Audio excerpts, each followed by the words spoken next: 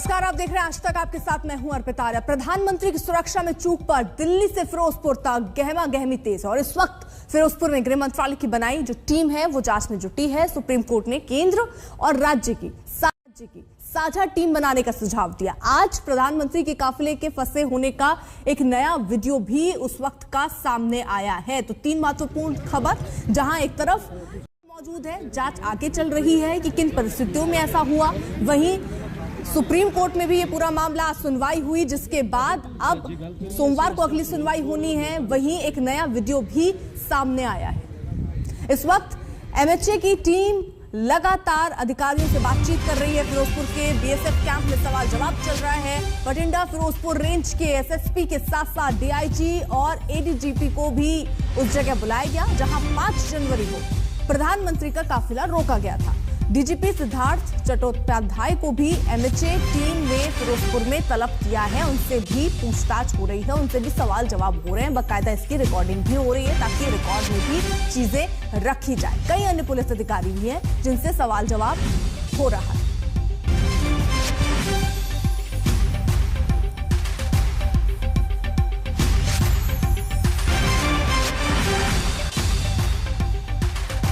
कमलजीत हमारे साथ, हमारे सहयोगी इस वक्त जुड़ी हुई है। कमल जी, किस तरीके से जांच का जो सिलसिला है वो आगे चल रहा है? पूछताछ किनसे हो रही है और कितनी देर से हो रही है? देखिए, एफआईआर दर्ज कर दिया गया था और सबसे बड़ी जांच जो होती है वो लोकल पुलिस करती है, उसी का थाना करता है। लेकिन बड़ी बात है कि क्योंकि ये इतना बड़ा मामला था, इसलिए स्टेट पुलिस और स्टेट गवर्नमेंट ने अपनी तरफ से एक पैनल बनाया है जिसमें जस्टिस मेहताब गिल और अनुराग वर्मा का नाम था और ये मामला सुप्रीम कोर्ट में भी बताया गया। दूसरी तरफ हम बात करें तो केंद्र ने अपनी एक पैनल बनाई है, 3 मेंबर पैनल है, जिसमें हम बात करें सुधीर सक्सेना है जो कि स्पेशल सेक्रेटरी हैं, इंटरनल सिक्योरिटी देखते हैं, खासतौर पे प्रधानमंत्री की सिक्योरिटी का भी देखते हैं, जिम्मा उनके पास है। उसके बाद हम बात करें बलबीर सिंह है जो कि आईबी से हैं और एस सुरेश हैं जो कि एसपीजी से हैं। लेकिन क्योंकि ये मामला इतना संजीदा था तो ये कोर्ट में मामला गया और दोनों तरफ से ये पहल की गई कि एक दूसरे के पैनल पे भरोसा नहीं किया जा रहा है। पंजाब कह रही है कि विंडिक्टिव एक्शन हो सकता है उन्हीं के अफसरों पे। दूसरी ओर केंद्र सरकार का कहना था कि होम सेक्रेटरी जो कि इस पैनल का हिस्सा है, पंजाब पैनल का, वो तो खुद ही जांच के विषय में रहेंगे तो वो खुद पैनल में कैसे हो सकते हैं।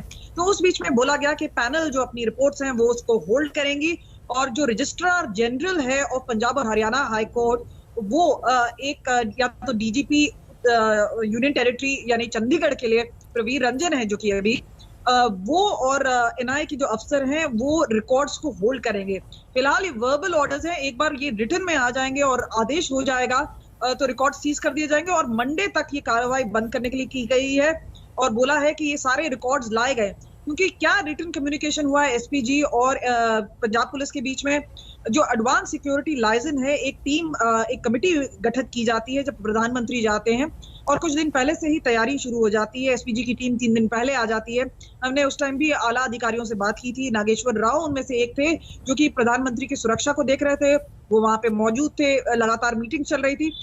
लेकिन जो पंजाब पुलिस का कहना था कि उनकी सबसे बड़ी नजर थी कि प्रधानमंत्री की रैली में कोई गड़बड़ी नहीं होनी चाहिए, जिस तरह के वार्निंग साइंस थे और प्रोटेस्टर्स बोल रहे थे, जो कि एक रूट था, क्योंकि ये ऑलमोस्ट लगभग तय था कि वो फ्लाई करके जाएंगे बठिंडा से फिरोजपुर, तो जो रोड है उसका सैनिटाइज एक कंटिजेंसी प्लान में था और उसके बाद जब वो रोड पे गए और 15-20 मिनट उनकी गाड़ी वहां पे अटक गई। कमलजीत, आप नजर बनाए रखिए। मानशु भी हमारे साथ, हमारे सहयोगी इस वक्त जुड़े हुए हैं, उनका भी रुख करेंगे। लेकिन उससे पहले आपको बताएं, पीएम की सुरक्षा में हुई चूक के मामले में सुप्रीम कोर्ट ने आज की सुनवाई के बाद आदेश जारी किया और कोर्ट ने पंजाब और केंद्र सरकार को इस मामले की साझा जांच की सलाह देते हुए सोमवार तक किसी भी जांच कमेटी को मामले से जुड़े दस्तावेज नहीं देने को कहा।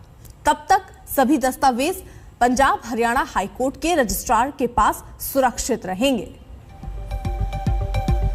तो यानी एनआईए अधिकारियों की जांच में मौजूदगी जरूरी है, ये बातें भी कोर्ट में कही गई और साथ ही साथ हमें भी केंद्र की जांच कमेटी पर ऐतराज है। यानी राज्य सरकार और केंद्र की इस बात पर सहमति नहीं थी, क्योंकि राज्य सरकार ने अपनी तरफ से एक कमेटी का गठन किया जो इस पूरे मामले पर जांच करने वाली है।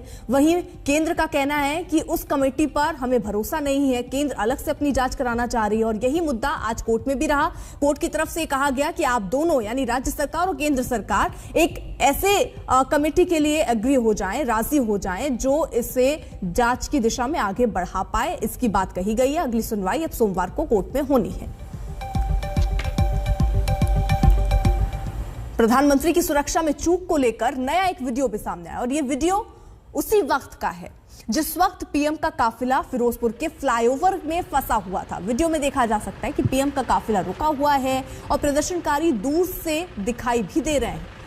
एसपीजी पीएम की गाड़ी को घेर कर खड़े हैं जो जवान। यहां पर देखिए तस्वीरें, ये नया वीडियो सामने आया। ये फ्लाईओवर, वही फ्लाईओवर जहां पर बताया जा रहा है 15 से 20 मिनट प्रधानमंत्री नरेंद्र मोदी यहां रुके रहे। आसपास भी अगर आप देखिए तो कई गाड़ियां भी नजर आ रही हैं, कुछ ही दूर पर वो प्रदर्शनकारी भी तस्वीरों में नजर आ रहे हैं। ये सारे अब वीडियो जो है ये भी आधार होंगे जब जांच आगे बढ़ेगी, इन पर भी नजर होगी। ये तस्वीरें हम आपको दिखा रहे हैं। यहाँ पर देखिए जो स्थानीय पुलिस है वो भी वहां पर मौजूद है। फ्लाईओवर के पास की ही तस्वीरें सामने आई हैं। जो प्रदर्शनकारी हैं वो भी कुछ ही दूर पर यहाँ मौजूद हैं। उसके बाद ही हाथों में देखिए वो झंडा थामे जो लोग आपको नजर आ रहे हैं वही प्रदर्शनकारी जिनका जमावड़ा वहां पर हुआ। उसके बाद प्रधानमंत्री का काफिला जो है वो इस फ्लाईओवर पर रुका रहा। पहले ये बात हुई कि क्या आगे बढ़ा जाए, ये कहा गया कि रास्ता क्लियर कराया जा रहा है, लेकिन 20 मिनट के इंतजार के बाद यहां से यू टर्न करके वापस दिल्ली के लिए रवाना हुए प्रधानमंत्री नरेंद्र मोदी।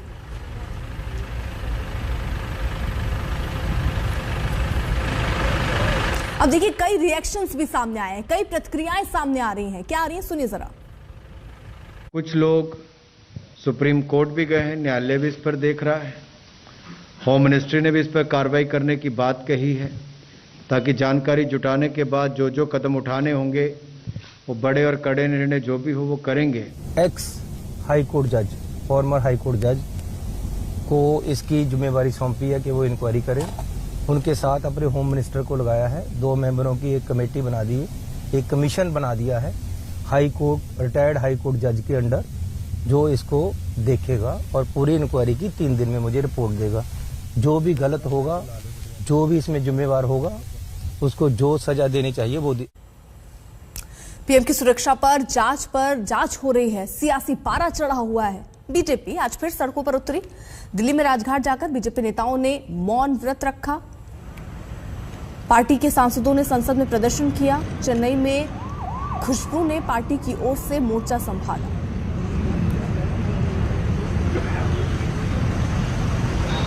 पंजाब में प्रधानमंत्री के सिक्योरिटी ब्रीच मामले पे लगातार देश में विरोध प्रदर्शन का दौर चल रहा है। कल भी हमने देखा था दिल्ली के अलग अलग हिस्से में दिल्ली बीजेपी के नेता विरोध प्रदर्शन कर रहे थे। आज राजघाट के ठीक सामने दिल्ली प्रदेश के तमाम बड़े नेता, प्रदेश अध्यक्ष आदेश गुप्ता के साथ former union minister doctor Harshvardhan, BJP सांसद प्रवेश वर्मा, ये तमाम नेता आज मौन धरने पे बैठे हुए हैं और विरोध प्रदर्शन कर रहे हैं। जो सिक्योरिटी ब्रीच प्रधानमंत्री के कैवलकेड के साथ हुआ उसका विरोध प्रदर्शन और साथ ही साथ कांग्रेस के पंजाब सरकार के खिलाफ ये विरोध प्रदर्शन चल रहा है। ये मौन धरना है जिसमें बीजेपी कार्यकर्ता और बीजेपी के नेता अपना गुस्सा जाहिर कर रहे हैं। जिस तरीके से पंजाब में प्रधानमंत्री के कैवलकेड के साथ जो सिक्योरिटी ब्रीच हुआ उसको लेके लगातार प्रदर्शन जारी है और आज दिल्ली बीजेपी राजघाट पे मौन धरना कर रही है। हम आपको बता दें कि जो पंजाब के मुख्यमंत्री हैं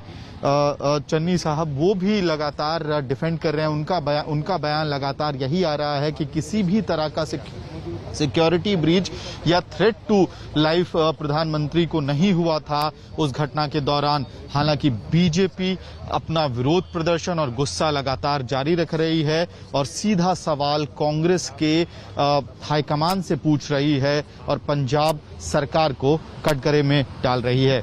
वीडियो जर्नलिस्ट अश्विनी हेलन के साथ मैं अमित भारद्वाज, दिल्ली आज तक। हिमांशु भी हमारे साथ मौजूद है। हिमांशु देखिए अब इसको लेकर सियासत अपनी जगह है लेकिन जांच की बात हो रही है। अब आज सुनवाई भी देखिए कोर्ट में हुई। कोर्ट ने साफ तौर पर यह कहा कि एक ऐसी कमेटी बननी चाहिए जिस पर राज्य सरकार और केंद्र सरकार दोनों का भरोसा हो, विश्वास हो, वो अब लेकर आगे आना है। कितनी संभावना इसकी दिख रही है, क्योंकि राज्य सरकार अपनी तरीके से जो कमेटी उन्होंने गठित की उस पर भरोसा तो केंद्र को नहीं था। बीच का रास्ता क्या दिख रहा है? देखिए, अगर केंद्र सरकार की जांच एजेंसी के ऊपर राज्य सरकार को भरोसा नहीं है तो राज्य सरकार को केंद्र सरकार की जांच एजेंसी पे भरोसा नहीं है और कोर्ट ने कहा है कि सोमवार तक आप आपसी एक रास्ता निकालिए और एक कॉमन जांच कमीशन बनाइए। अगर ऐसा नहीं होता है तो फिर कोर्ट जो है इसका रास्ता निकालेगा और एक कॉमन कमीशन बनाएगा। लेकिन इतना जरूर है कि ये मामला बहुत गंभीर है और जिस तरीके के वीडियो श्वेता सामने आए हैं उससे अब ये तो जाहिर हो गया कि प्रदर्शनकारी प्रधानमंत्री के करीब तक आ गए थे। जो बात पंजाब के मुख्यमंत्री चन्नी कह रहे हैं कि 1 किलोमीटर तक जो है प्रदर्शनकारी नहीं थे, उनको पहले ही रोक दिया गया था प्रधानमंत्री को, तो एक तरीके से अब ये साफ है कि प्रदर्शनकारी जो है प्रधानमंत्री के काफिले के बहुत नजदीक आ गए थे, जो वीडियोस में दिखाई दे रहा है। और इसी को लेकर केंद्र सरकार ये कह रही है कि तमाम तरीकों से जो है जांच होनी चाहिए और इसीलिए कल जो जांच कमीशन बनाया है उसने आज पंजाब के सभी अधिकारी जो इस पूरे मामले के अंदर थे उनको तलब किया, उनसे पूछताछ की जा रही है। अब देखना यह है कि सोमवार को जो है सुप्रीम कोर्ट क्या फैसला लेता है, क्योंकि अगर दोनों पक्ष नहीं मानते हैं तो सुप्रीम कोर्ट जो है वो बीच का रास्ता निकालेगा। ठीक है हिमांशु, आप नजर बनाए रखिए। वहीं देखिए पंजाब के फिरोजपुर में पीएम की सुरक्षा में चूक पर केंद्रीय मंत्री स्मृति ईरानी ने सोनिया गांधी को घेरा। उनसे हमारे संवाददाता हिमांशु ने ही बात की, सुनिए।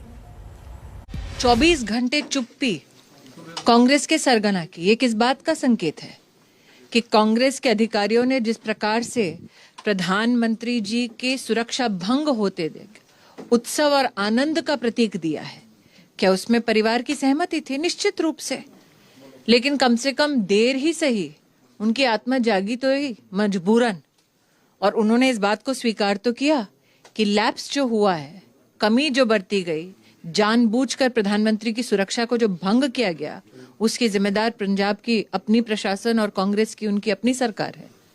एक तरफ वो सोनिया गांधी के लिए कह रहे हैं कि उनके आदेश हैं, दूसरी तरफ दिग्विजय सिंह, तमाम कांग्रेस के नेता हैं ऐसे जो ये कह रहे हैं कि इतनी सुरक्षा में क्यों डर लगता था प्रधानमंत्री को। मुझे ऐसा लगता है कि कहीं ना कहीं, कल भी मैंने कहा, मोदी के खिलाफ उनकी जो घृणा है वो देश और देश के प्रधानमंत्री के खिलाफ घृणा में परिवर्तित हुई। कल जो सुरक्षा भंग हुई वो मात्र एक नेता की सुरक्षा भंग नहीं हुई, एक इंस्टीट्यूशन की सुरक्षा भंग हुई।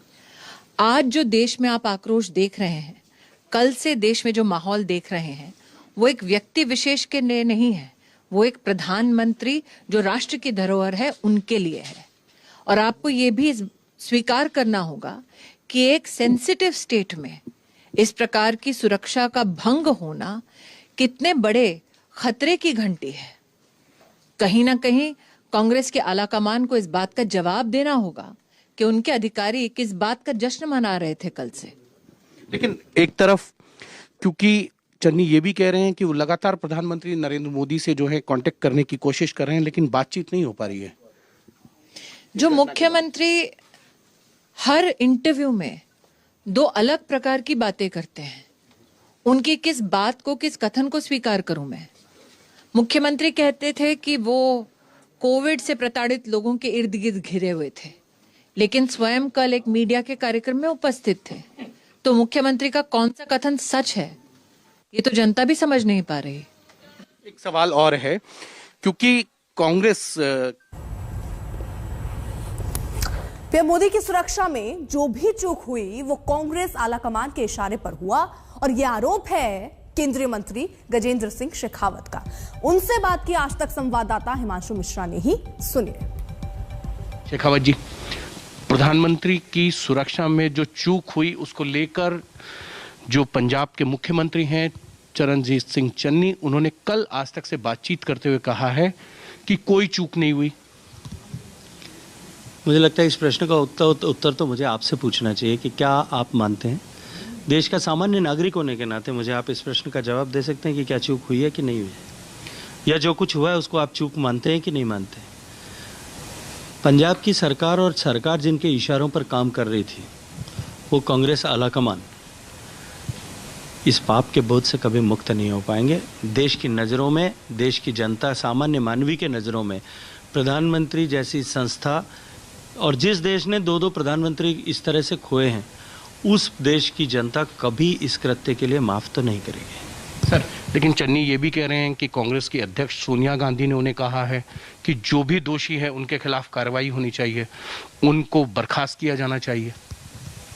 चलिए, ऐसी सद्बुद्धि अगर आई है और उनको दी है और वो इस पर काम करते हैं, तो निश्चित रूप से कहीं ना कहीं अपने इस पाप का प्रायश्चित वो कर रहे होंगे, लेकिन विषय इससे समाप्त नहीं हो जाता कि इसके दोषी कौन है।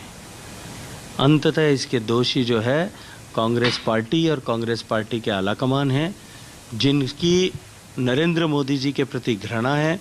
वो नरेंद्र मोदी जी इस स्थान पर न रहें, इसके स्वप्न रात्रि में भी शायद देखते होंगे।